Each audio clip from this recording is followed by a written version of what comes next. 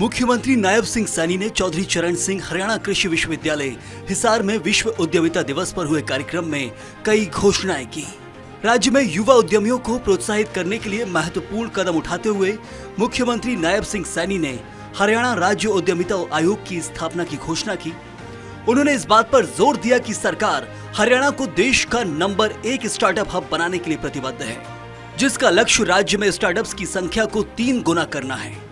इस मौके पर मुख्यमंत्री ने ABIC CCHSU हिसार के 22 स्टार्टअप्स को अनुदान राशि के रूप में 1,14,30,000 रुपए से अधिक का चेक प्रदान किया। मुख्यमंत्री ने ये भी घोषणा भी की जहां उद्यमिता को बढ़ावा देने के लिए सभी स्कूलों और कॉलेज में स्टार्टअप आइडिया स्लोगन प्रतियोगिता आयोजित की जाएगी, जिनमें जिला और राज्य स्तर पर विजेताओं को 1 करोड़ रुपए तक की पुरस्कार राशि प्रदान की जाएगी। कहा कि स्टार्टअप में विकसित होने वाले विचारों को वोकल फॉर लोकल पहल को बढ़ावा देने के लिए स्वदेशी मेले आयोजित किए जाएंगे, जिसमें जिला प्रशासन का पूर्ण सहयोग मिलेगा।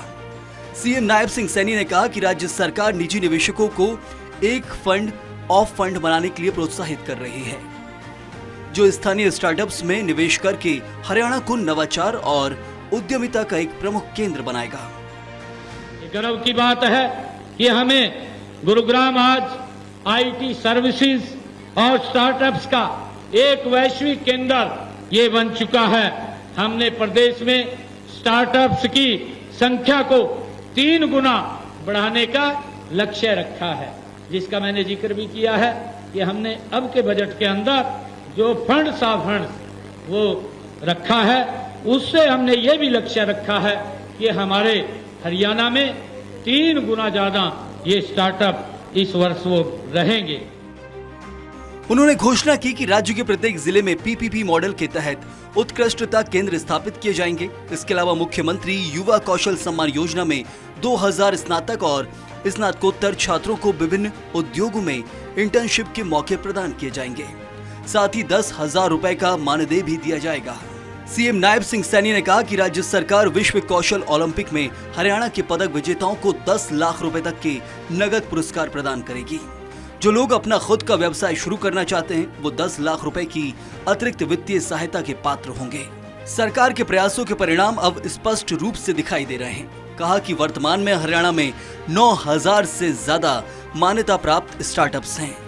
इससे भी अधिक उत्साहजनक बात यह है कि इनमें से लगभग 45% स्टार्टअप महिलाओं द्वारा संचालित हैं, जो हमारी बेटियों के बढ़ते सशक्तिकरण को दर्शाता है। हमारे प्रयासों के परिणाम अब दिखने भी लगे हैं। वर्तमान में हरियाणा में 9,000 से अधिक मान्यता प्राप्त हमारे स्टार्टअप्स हैं। इनमें से भी अधिक खुशी की बात यह है कि इनमें लगभग हमारी 45% महिला स्टार्टअप्स हैं, संस्थापक हैं, जिन महिलाओं ने ये स्टार्टअप शुरू किए। हरियाणा स्टार्टअप्स की संख्या के मामले में भारत का 7वां सबसे बड़ा राज्य है। उन्होंने इस बात पर जोर दिया कि उद्यमिता केवल व्यवसाय शुरू करने या पैसा कमाने के बारे में नहीं है। ये एक विचार से शुरू होती है और एक बेहतर व्यवसाय के रूप में फलीभूत होती है। प्रधानमंत्री नरेंद्र मोदी के दूरदर्शी नेतृत्व में केंद्र सरकार ने युवाओं को सशक्त बनाने के उद्देश्य से कई योजनाएं शुरू की हैं। ये पहल एक ऐसा तंत्र बनने में मदद कर रही है जहां हर युवा को अपने सपनों को साकार करने का अवसर मिलेगा। उन्होंने कहा कि कई युवाओं के पास शानदार विचार होते हैं, लेकिन अक्सर धन की कमी के कारण उनके सपने पूरे नहीं कर पाते। ऐसे में मुद्रा योजना ने 10 लाख रुपए तक के बिना किसी गारंटी के ऋण प्रदान करके इस बाधा को दूर किया है। इस योजना ने लाखों छोटे उद्यमियों को अपना व्यवसाय सफलतापूर्वक शुरू करने या उसका विस्तार करने का अवसर दिया है।